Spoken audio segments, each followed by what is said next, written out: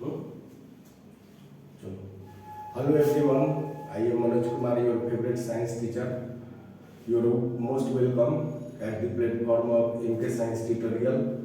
Today we are going to learn and discuss about the most conceptual, interesting and fundamental theories of physical classification of matter. So we are familiar in the previous section of classification of matter, that is matter is classified physically into solid, liquid and gas. So we first of all try to understand what is solid, liquid and gas. So we are trying to define solid and learn concept about it. So first of all we write the definition of solid.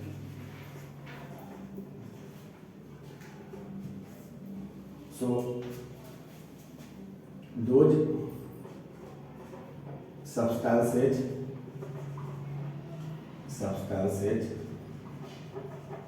which have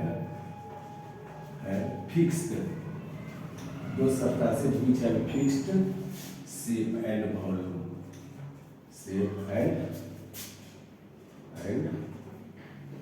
those substances which have fixed shape and volume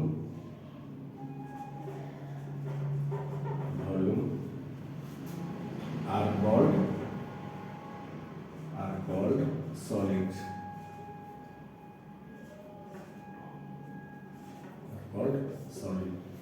So ये तो solid का definition हम लिखे कि जो substances which have fixed shape and volume are called solid. Shape and volume are called solid. तो solid के cases में जो कॉन्सेप्ट वाला बात है, अगर थोड़ा सा हम इसको और अच्छी तरह डायग्राम बना करके समझते हैं कि अगर मान लीजिए कि कोई भी सॉलिड्स का एक आप इमेजिन कीजिए कि ये सॉलिड्स का प्लेट है. आप इसको इमेजिन कीजिए कि ये सॉलिड्स का प्लेट है. ठीक है, ये सॉलिड का प्लेट है. इसमें जो पार्टिकल्स सब जो है, इसमें सॉलिड में जो पार्टिकल्स जो होते हैं, इसमें पार्टिकल्स जो बोल रहे हैं, ये सब मेन बात पार्टिकल के बारे में करेंगे, इसके अरेंजमेंट के बारे में बोलेंगे कि सॉलिड में जो पार्टिकल्स जो होते हैं वह कॉम्पैक्टली अरेंज रहते हैं और रेगुलर मैनर में रहते हैं. और थोड़ा सा इसके बारे में कॉन्सेप्ट के रूप में अगर बात करेंगे हम लोग, पहले इसके ये सब क्या है, ये सॉलिड्स के प्लेट्स हैं, उसमें पार्टिकल का अरेंजमेंट है. सॉलिड में पार्टिकल्स जो है वो काफ़ी पास होते हैं. इसके प्रॉपर्टीज के बारे में और हम लोग बात करेंगे कि, लेकिन कुछ इस तरीके से, यानी सॉलिड में अगर एक का बात करें हम लोग तो यानी बोल सकते हैं कि the particles of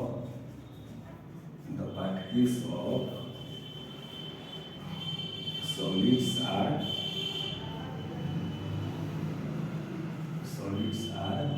compactly arranged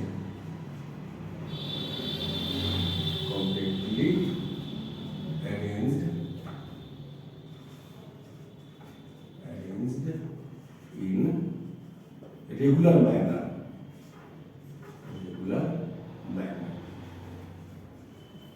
ठीक है. अब इसमें जो है इसके केस में दो का बात अगर हम दो पार्टिकल को लेकर के समझे तो इसमें इंटरमोलिकुलर फोर्स जो है, इंटरमोलिकुलर फोर्स, ठीक है, इंटरमोलिकुलर फोर्स जो है वह मैक्सिमम होता है. इसका मतलब क्या हो गया, इंटरमोलिकुलर फोर्स मैक्सिमम की पार्टिकल्स आर स्ट्रांगली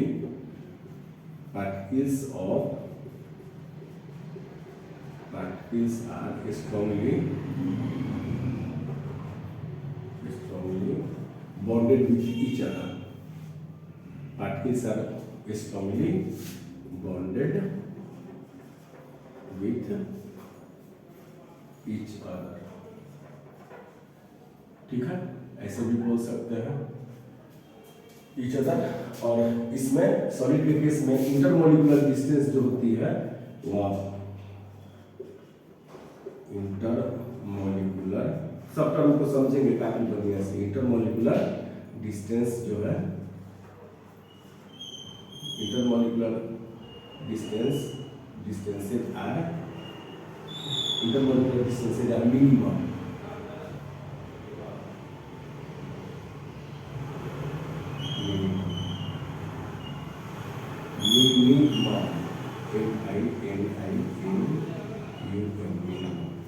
तो अगर हम लोग सॉलिड, जिसको सॉलिड हम लोग बोलते हैं, अगर हमको डिफाइन करने के लिए आए सिंपल वर्ड में कि सॉलिड्स किसको बोलते हैं, तो सबसे पहले हम बोलेंगे क्या कि दो सब्सटेंसेज विच है फिक्स शेप एंड वॉल्यूम। वैसे सब्सटेंस जिसके शेप और वॉल्यूम फिक्स होते हैं उसको जो है वो हम लोग सॉलिड की कैटेगरी में रखते हैं।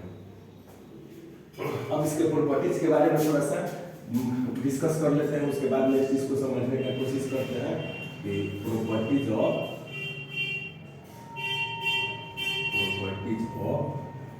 सॉलिड्स।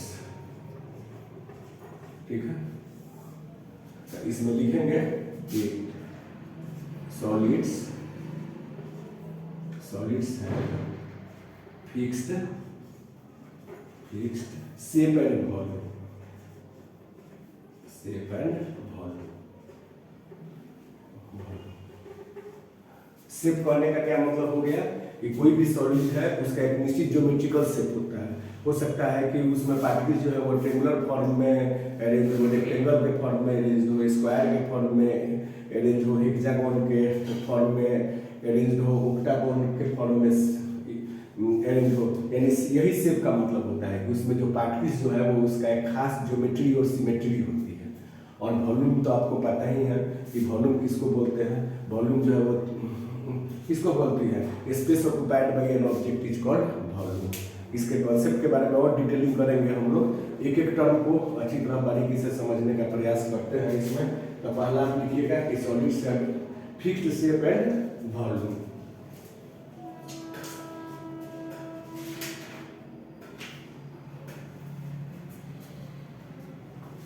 दूसरा में solids cannot be compressed।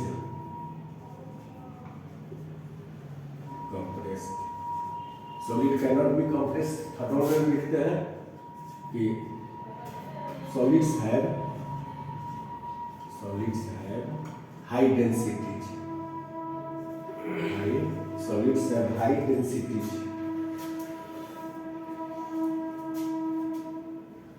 Solids have high densities।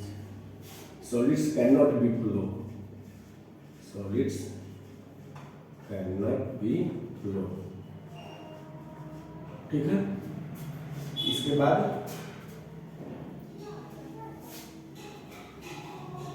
solids do not fill their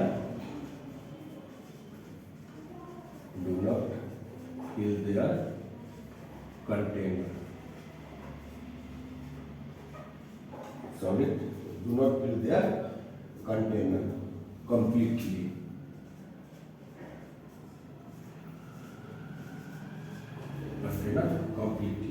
अब थोड़ा सा इसमें जो समझने का बात है कि जिसको सॉलिड हम लोग बोलते हैं, तो सॉलिड वैसे सब्सटेंस को हम लोग बोलते हैं जिसके शेप और वॉल्यूम फिक्स होते हैं। शेप के बारे में बताया कि उसका एक निश्चित ज्योमेट्री होगा, उसमें पार्टिकल्स जो है वो एक निश्चित ज्योमेट्री के फॉर्म में अरेंज होगी। हेक्सागोन के फॉर्म में हो सकता है, ऑक्टागोन के फॉर्म में हो सकता है, पेंटागोन के फॉर्म में हो सकता है, स्क्वायर के रूप में हो सकता है, सर्किल के रूप में हो सकता है। और इसमें वॉल्यूम के बारे में बताया कि वॉल्यूम क्या है, the space occupied by an object is called volume. ठीक है, तो इसमें जो थोड़ा समझने वाला बात है हम लोग अच्छा से इसको समझेंगे। एक बार और इसको समझिए कि सॉलिड में अगर दो हम लोग सॉलिड के बीच में यहाँ पे कॉन्सेप्ट है, यहाँ पे थोड़ा सा ध्यान दीजिए। मान लीजिए कि ये सॉलिड्स का प्लेट है, ये सॉलिड का प्लेट है। इस प्लेट में ये जो पार्टिकल्स जो होते हैं, मान लीजिए कि इमेजिन कीजिए कि दो पार्टिकल है इसमें, ये तो सब भरा हुआ है, दो पार्टिकल है इसमें जो है वह इंटरमॉलिक्यूलर स्पेस, दो पार्टिकल के बीच में जो स्पेस होता है उसको क्या बोलते हैं? Intermolecular space. इंटरमॉलिक्यूलर स्पेस किसको बोलेंगे? Space between two particles. Intermolecular space किसको बोलेंगे? Space between two particles. दो पार्टिकल्स के बीच के स्पेस को हम लोग स्पेस बिटवीन टू पार्टिकल्स, दो पार्टिकल के बीच के स्पेस को जो है वो हम लोग इंटरमॉलिक्यूलर स्पेस बोलेंगे। और इंटरमॉलिक्यूलर फोर्स किसको बोलेंगे? Intermolecular the force by which two particles are, what is intermolecular force? तो देखिए ये दो पार्टिकल पास है, तो ये दोनों पार्टिकल एक दूसरे को अट्रैक्ट करता है, ये इसको अट्रैक्ट करेगा और ये इसको अट्रैक्ट करेगा। तो इसमें इंटरमॉलिक्यूलर फोर्स जो है, इंटरमॉलिक्यूलर फोर्स बताया है कि इसमें इंटरमॉलिक्यूलर फोर्स मैक्सिमम होता है। तो इंटरमॉलिक्यूलर फोर्स मिलेंगे the force by which two particles bonded, strongly bonded together. Intermolecular force को कैसे हम लोग डिफाइन करेंगे? The force by which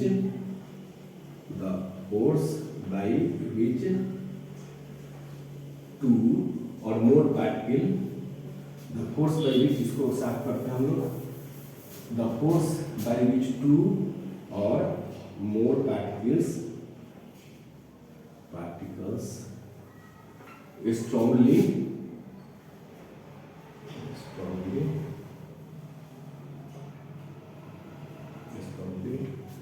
the force by which two or more particles strongly bonded or held together with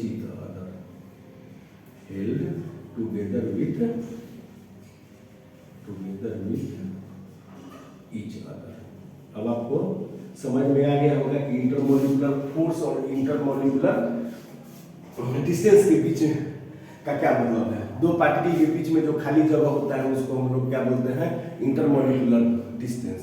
और ये जो दोनों particle एक दूसरे को जिस फोर्स के द्वारा पकड़े हुए होता है, जिस फोर्स के द्वारा जो है वो बांध के रखे हुए होते हैं, उसी फोर्स को जो है वो हम लोग इंटरमॉलिक्यूलर फोर्स बोलते हैं। ठीक है, तो ये आपको हम सॉलिड के बारे में बताएं और थोड़ा सा इसका डिटेलिंग करते हैं हम लोग।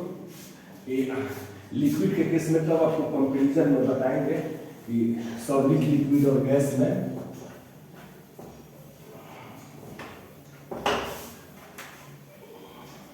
क्या फर्क है, क्या है। तो आप बाबू सॉलिड के फॉर्म में याद रखिएगा कि सॉलिड, हम लोग इसको सॉलिड जो मैटर का जो फिजिकल क्लासिफिकेशन का फॉर्म है सॉलिड, उस सॉलिड का क्या मतलब होता है? तो वैसे सभी सब्सटेंस जिसके शेप और वॉल्यूम जो है वो फिक्स होते हैं उसको सॉलिड बोलते हैं। सेम उसके सॉलिड का, अच्छा ये क्वेश्चन पूछ सकते हैं, सॉलिड का शेप और वॉल्यूम क्यों फिक्स होता है? तो सॉलिड के शेप और वॉल्यूम इसलिए फिक्स होते हैं कि मेन उसमें है पार्टिकल का अरेंजमेंट, यानी उसमें पार्टिकल किस तरीके से अरेंज है। तो सॉलिड के पार्टिकल्स काफी पास होते हैं, कॉम्पैक्टली अरेंज होते हैं, रेगुलर मैनर में होते हैं, जिसके वजह से उसके पार्टिकल्स को आसानी से हम लोग जो है वो अलग नहीं कर सकते हैं। अब थोड़ा सा लिक्विड के बारे में हम लोग बात करते हैं कि लिक्विड क्या होता है। तो इसमें पहले इसको डिफाइन करेंगे, those materials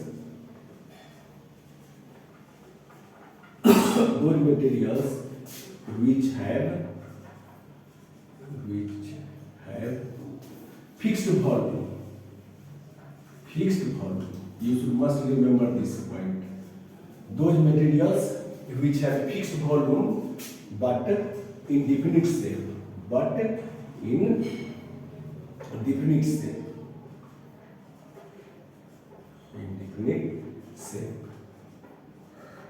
Those materials which have fixed volume and indefinite shape are called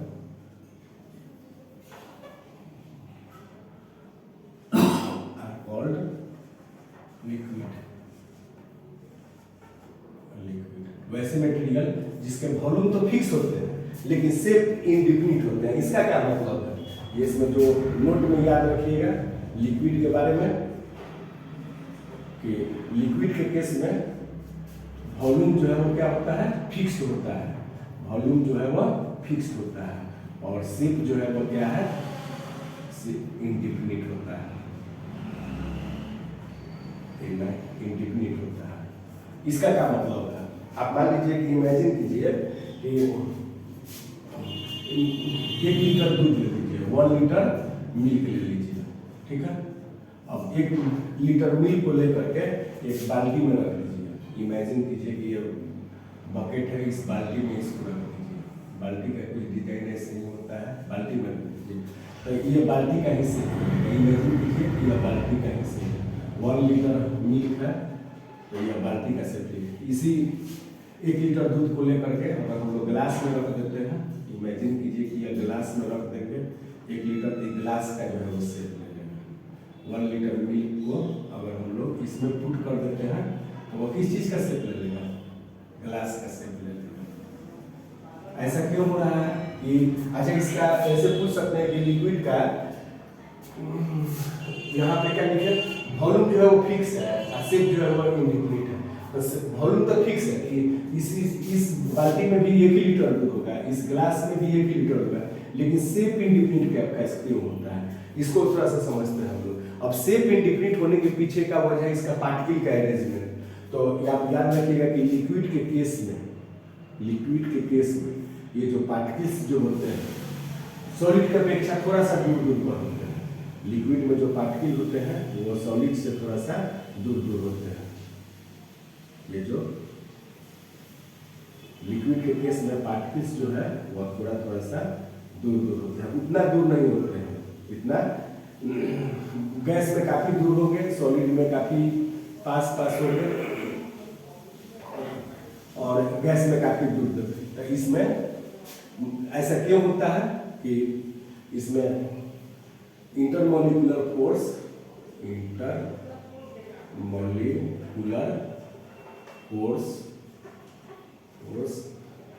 lesser than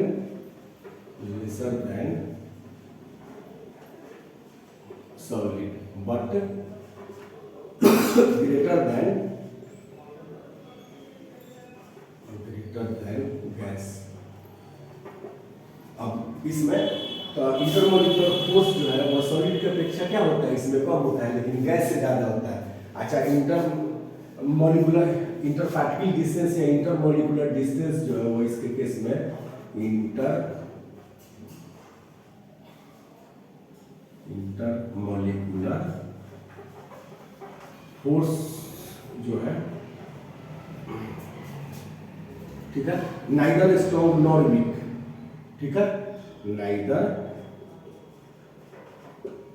strong और नॉर वीक। इसका क्या मतलब है, इसका मतलब यह होगा कि सॉलिड में जितना मजबूती से पार्टिकल बंधा रहता है उतना तो मजबूती से नहीं रहता है, लेकिन जो गैस में पार्टिकल होता है उससे ज्यादा मजबूती से जो है वो इसमें पार्टिकल सब जो है वो बंधे रहते हैं।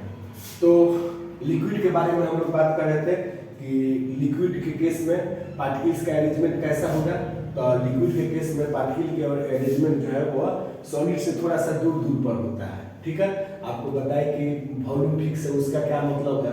अगर 1 लीटर ऑयल है तो अगर किसी भी कंटेनर में रखेंगे तो उसका वॉल्यूम तो 1 ही लीटर रहेगा। हाँ, जिस बर्तन में रख देंगे उसी बर्तन का वो शेप ले लेगा, इसी का मतलब है। और वॉल्यूम हर परिस्थिति में जो है वो 1 ही लीटर होगी। जिसमें कॉन्सेप्चुअल बात है कि इंटरमोलिकुलर फोर्स जो है वह लिक्विड के केस में सॉलिड की अपेक्षा क्या होगा, कम होगा, और आगे जाके हम लोग देखेंगे तो गैस की अपेक्षा क्या होगा, ज्यादा होगा। तो अब इसमें थोड़ा सा प्रॉपर्टीज के बारे में बात कर लेते हैं हम लोग कि प्रॉपर्टीज ऑफ लिक्विड के बारे में थोड़ा सा लिख लेते हैं 2-4 पॉइंट। तो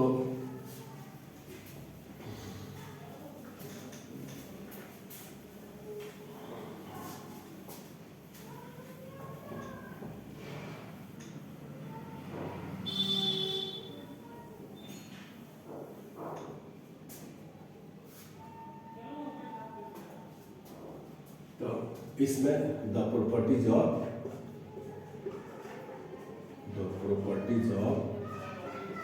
liquids, the properties of liquids. तो इसमें लिखेंगे कि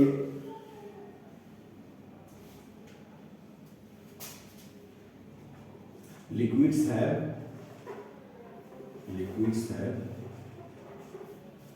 fixed volume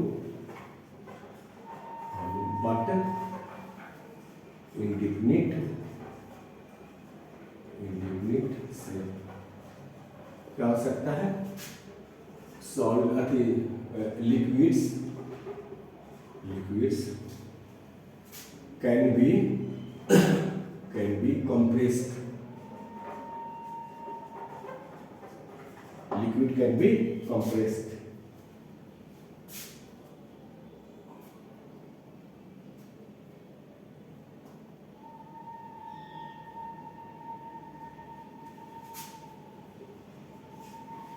liquids have moderate densities। Solid के केस में जो है वो डेंसिटी मैक्सिमम होता है, इसमें मॉडरेट होता है। मॉडरेट मतलब का इंटरमीडिएट करने का मतलब कि बीच वाला। तो लिक्विड है मॉडरेट डेंसिटीज। नेक्स्ट में लिक्विड्स कैन बी फ्लो। ठीक है, तो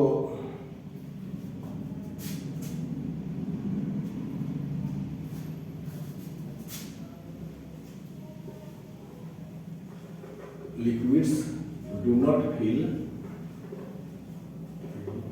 their container, liquids do not fill their container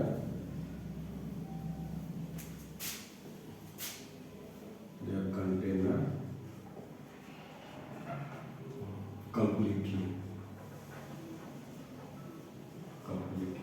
ठीक है, तो इसमें जो ये तो इम्पोर्टेंट पॉइंट है जो हमको याद रखना चाहिए कि liquids have fixed volume but indefinite shape, liquid can be compressed, liquid have moderate densities, liquid can flow, liquids do not fill their container completely। तो लगभग ये कॉन्सेप्ट जो है वो लिक्विड के बारे में हमको याद रखना है। ठीक है, अब थोड़ा सा बात करते हैं गैस के बारे में। ठीक है, कि एक तो थोड़ा सा और आप इमेजिन कीजिए कि आप एनसीईआरटी में छोटा सा एक्सपेरिमेंट दिए हुए हैं। मान लीजिए कि यहाँ पे काफी ध्यान से समझिएगा, एक आप शीशा का यहाँ पे गिलास ले लेंगे। ठीक है, बड़ी ध्यान से समझिए इसको, शीशा का गिलास ले लेंगे। इस गिलास में यहाँ तक वाटर को जो है वो फिल कर देंगे और यहाँ पे मार्क लगा देंगे, मार्क। ठीक है, ये सब में आप इमेजिन कीजिए कि यह सब में वाटर का जो है वो पार्टिकल बना हुआ है। ये सब में क्या है? वाटर का पार्टिकल बना हुआ है। ठीक है, मान लीजिए कि ये सब वाटर का पार्टिकल है। ठीक है, अब इसमें क्या कीजिए कि थोड़ा सा very trace amount of sugar को ऐड कीजिए, very little amount of sugar. तो very little amount of sugar को लेकर के ऐड हम लोग करते हैं। तो यहाँ पे आप मान लीजिए कि थोड़ा सा शुगर को लेकर के, ये सब थोड़ा सा ज़्यादा नहीं, थोड़ा सा शुगर को लेकर के हम लोग ऐड करते हैं। ठीक है, और अच्छी तरह से इसमें स्टीयर कर दिए, अच्छी तरह इसमें स्टीयर कर दिए। स्टीयर करने के बाद आपके दिमाग में आएगा कि ये जो वाटर का लेवल जो है, जो यहाँ वाटर का जो लेवल जो है यहाँ तक, अब वाटर का लेवल पर क्या असर पड़ेगा? क्या वाटर का लेवल थोड़ा सा ऊपर चला जाएगा या वाटर का लेवल जो है वो थोड़ा नीचे आ जाएगा यहाँ पे? तो आप ध्यान रखिएगा कि वाटर के लेवल पर गौर कीजिए इस एक्सपेरिमेंट पर। इसके वाटर पे कोई लेवल जो है वो, इसके वाटर का जो यहाँ पर जो मार्किंग की है उसके लेवल पर कोई असर नहीं पड़ेगा। क्यों असर नहीं पड़ेगा? क्योंकि लिक्विड्स के पार्टिकल में जो फ्री स्पेस गैप जो है, उसी गैप में आके ये सब शुगर का पार्टिकल जो है वो भर जाएगा। इसलिए there is no change in the level of water. यहाँ पे आप देखिए there is no change, there is no change of level of water by adding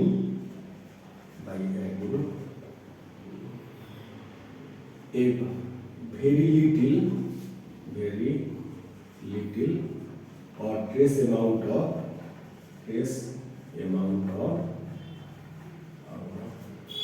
sugar dissolved in it, तो इसका जवाब क्यों होगा? बिकॉज लिक्विड्स, यहाँ लिक्विड उसमें क्या लिया है? वाटर। Liquids have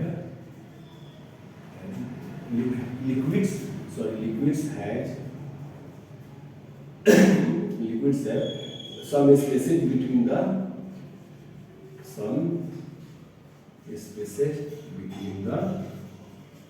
particles। ये आपको समझने वाला चीज है। क्यों? क्योंकि थोड़ा सा अगर हम लोग इसमें वाटर में जो है वो शुगर को ऐड करते हैं, तो शुगर को जब ऐड कर देते हैं तो क्या देखते हैं हम लोग? इसमें वो पूरा डिजॉल्व हो जाता है। क्यों डिजॉल्व हो जाता है? क्योंकि लिक्विड में जो है वो कुछ फ्री स्पेस जो होते हैं या इंटरमॉलिक्यूलर जो पार्टिकल्स है, उस पार्टिकल्स के बीच में जो खाली जगह है उसी में जा करके शुगर का पार्टिकल जो है वो सेटल डाउन हो जाता है, इसलिए उसके लेवल पर कोई असर नहीं पड़ता। और थोड़ा सा गैस के बारे में बात कर लेते हैं। जो गैस के बारे में जल्दी कि गैस क्या होता है। तो गैस को हम लोग आपको समझ में आ गया होगा। मेन इसमें थोड़ा सा जो है वो पार्टिकल के अरेंजमेंट को ध्यान देना है कि पार्टिकल जो है वो किस तरीके से अरेंज होता है। इसमें अरेंजमेंट और पार्टिकल के बारे में बात करेंगे कि पार्टिकल्स जो है वो सॉलिड के केस में कॉम्पैक्टली अरेंज होता है, रेगुलर मैनर में होता है। लिक्विड केस में पार्टिकल जो है वो सॉलिड से थोड़ा सा दूर होता है। और गैस के केस में थोड़ा सा बात कर लेते हैं हम लोग कि गैस क्या है। गैसेज के बारे में, दो सब्सटेंसेज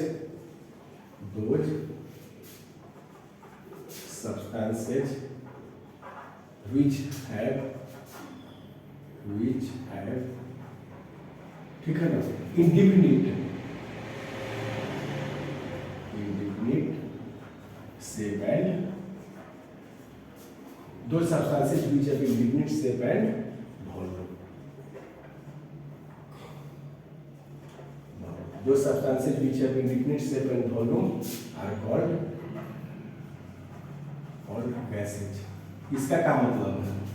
जो गैसेज जितना भी गैसेज का टाइप है, इसमें दोनों इंडिफिनिट होता है। शेप भी जो है और वॉल्यूम जो है वो दोनों। शेप भी इंडिफिनिट होगा और वॉल्यूम भी जो है वो इंडिफिनिट होगा। इंडिफिनिट का मतलब है नॉट फिक्स्ड। इंडिफिनिट करने का मतलब नॉट फिक्स्ड। इसमें भी इंडिफिनिट करने का मतलब है नॉट फिक्स्ड। तो इसमें थोड़ा सा इसके पार्टिकल के बारे में देख लेते हैं कि इसमें पार्टिकुलर अरेंजमेंट कैसा होता है। मान लीजिए कि गैस का पार्टिकल है, इसमें गैसियस स्टेट में पार्टिकल्स जो है वो काफी दूर होते हैं। गैस में जो पार्टिकल्स जो है वो काफी दूर होते हैं। इसका क्या मतलब है? इसका मतलब साइंस की भाषा में मतलब यह है कि इंटरमॉलिक्यूलर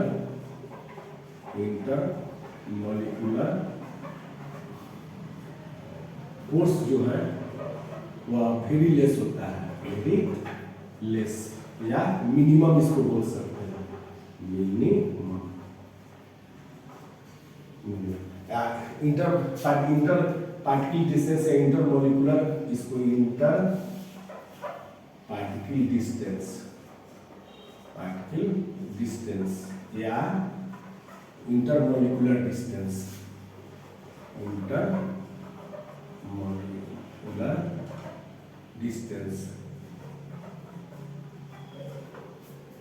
इंटर पार्टिकल डिस्टेंस या उसमें क्या होता है? उसमें वेरी इंटर पार्टिकल या इंटरमॉलिक्यूलर डिस्टेंस मैक्सिमम होता था। इसमें इंटरमॉलिक्यूलर डिस्टेंस जो है वह उसमें मिनिमम होता था और इसमें मैक्सिमम होगा। इसका क्या मतलब है? इसका मतलब यह है कि गैसेज में जो पार्टिकल्स जो होते हैं वो पार्टिकल्स जो है वो काफी दूर होते हैं और दूर होने की वजह से उसमें ये पार्टिकल्स जो है वो एक दूसरे को उतना स्ट्रांगली हेल्ड करके नहीं, देखिए इसमें पार्टिकल काफ़ी दूर दूर है, इंटरमोलिकुलर पार्टिकल्स जो है वो काफ़ी दूर दूर होने की वजह से इसमें क्योंकि इंटरमोलिकुलर डिस्टेंस बढ़ गया, जैसे जैसे पार्टिकल का डिस्टेंस बढ़ेगा उसके बीच में अट्रैक्शन का जो है वो फोर्स कम हो जाएगा। तो यही वजह है कि इसके शेप और वॉल्यूम दोनों जो है इंडिफिनिट होता है। अब इसमें थोड़ा सा प्रॉपर्टीज ऑफ गैसेज के बारे में देख लेते हैं हम लोग कि द प्रॉपर्टीज ऑफ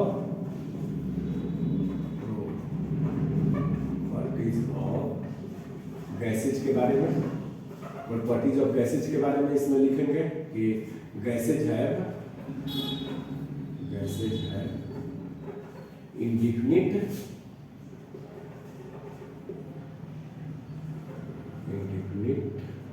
shape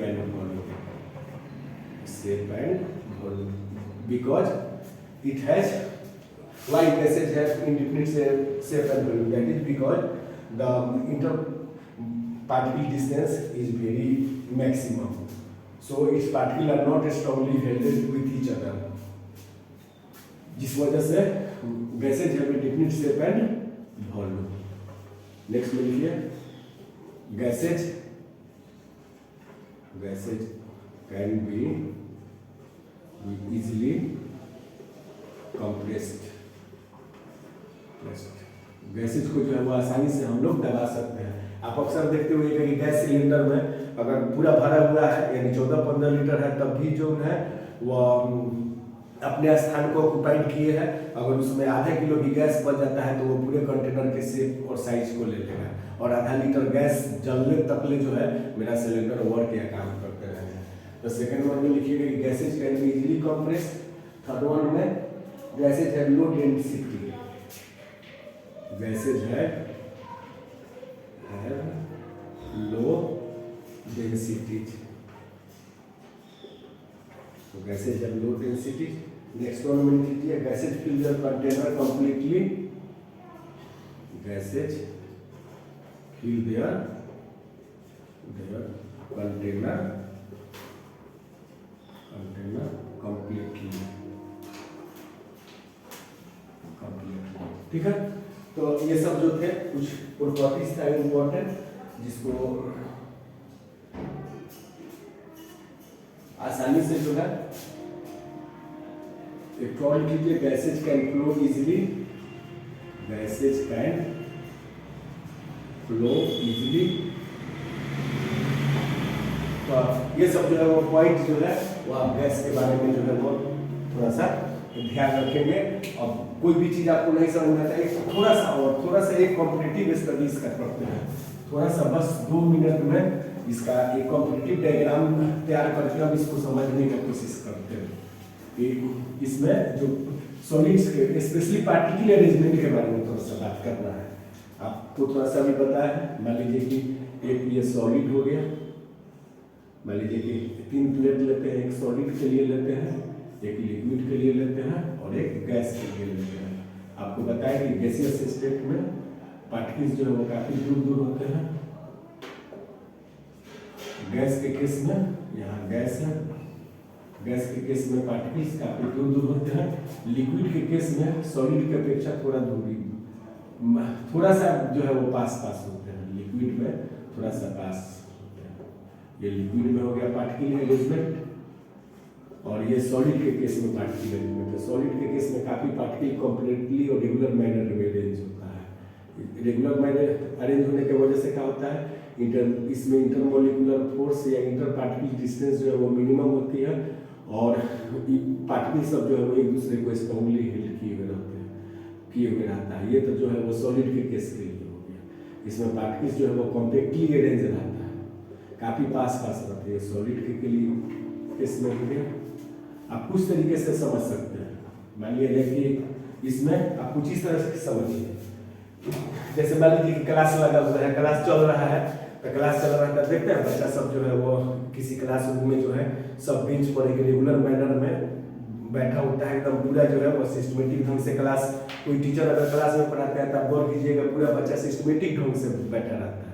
अगर वही जब लंच के समय होती है तो देखिएगा कि लंच के समय में कोई बच्चा इधर उधर घूम रहा है, चाहे थोड़ा सा सब गेट से निकल रहा है तो थोड़ा थोड़ा सा स्पेस रहता है। आप उसी इमेजिन कीजिए कि प्ले ग्राउंड में खेल रहा है बच्चा सब।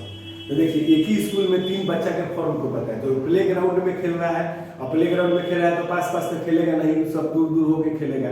तो वो गैस को इमेजिन कीजिए कि जो प्ले ग्राउंड में बच्चा खेल रहा है वो गैसियस सिचुएशन को शो कर रहा है, जो क्लास में पढ़ रहा है सिस्टमेटिक ऑर्डर में बैठा हुआ है वो सॉलिड को शो कर रहा है। और गैसेज के लिक्विड के केस में मान लीजिए कि लंच हुआ है, सब बाहर निकल रहा है, चाहे छुट्टी हो रहा है तो सब बाहर निकल रहा है, तो सबके बीच में स्पेस हो रहा है। ऐसे भी आप समझ सकते हैं कि एक स्कूल में एक बच्चा का 3 सिचुएशन बनता है। प्ले ग्राउंड में खेलना गैस को रिप्रेजेंट करता है, क्लासरूम में बैठ के पढ़ रहा है वो सॉलिड को रिप्रेजेंट करता है, और लिक्विड को जो है वह टिफिन या लंच के समय या छुट्टी के समय बच्चा निकलता है वो लिक्विड को रिप्रेजेंट करता है। तो कुछ इसी तरीके का बात हम लोग सॉलिड लिक्विड और गैस के सेंस में एक बार और रिव्यू करते हैं कि सॉलिड के केस में इंटरमॉलिक्यूलर फोर्स मॉलिक्यूलर सॉलिड के केस में इंटरमॉलिक्यूलर फोर्स क्या होता है, मैक्सिमम होता है, ठीक है। क्यों? क्योंकि इसमें इंटरमॉलिक्यूलर पार्टिकल भी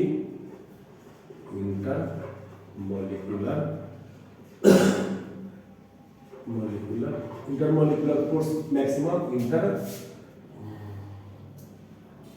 पार्टिकल डिस्टेंस लिखिए, इंटर पार्टिकल डिस्टेंस जो है वो मिनिमम होती है।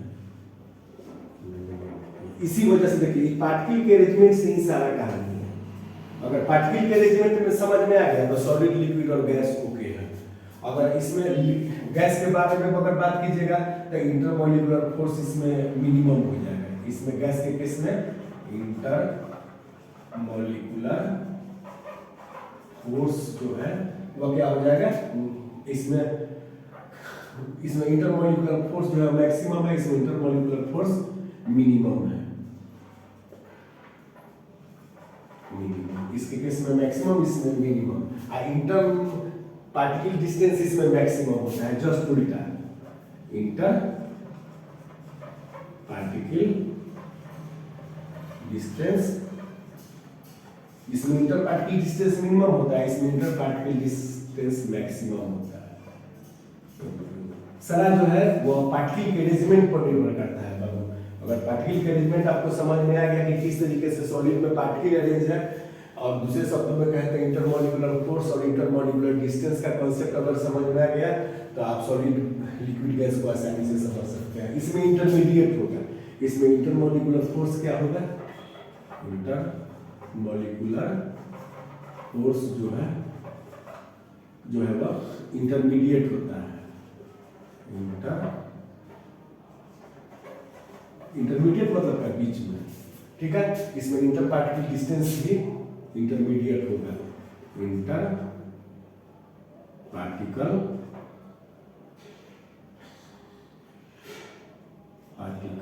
डिस्टेंस इसमें भी जो है वह इंटरमीडिएट होगा।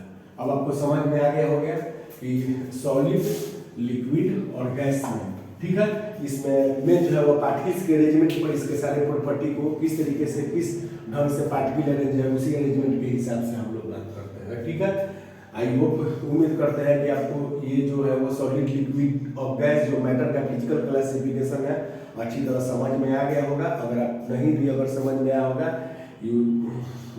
You may write on the comment box, I am try to solve your question, ठीक है।